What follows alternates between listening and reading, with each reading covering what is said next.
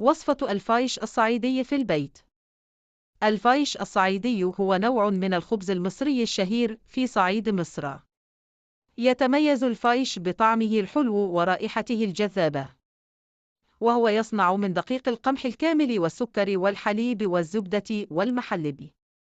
المكونات: 2 كوب دقيق قمح كامل، 1 كوب سكر، 1 كوب حليب، نصف كوب زبدة، 1 ملعقة صغيرة محلب، 1 ملعقة صغيرة ملح.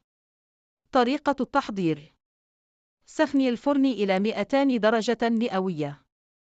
في وعاء كبير، اخلطي الدقيق والسكر والحليب والزبدة والمحلب والملح. اعجني المكونات حتى تتكون عجينة ناعمة ومتماسكة.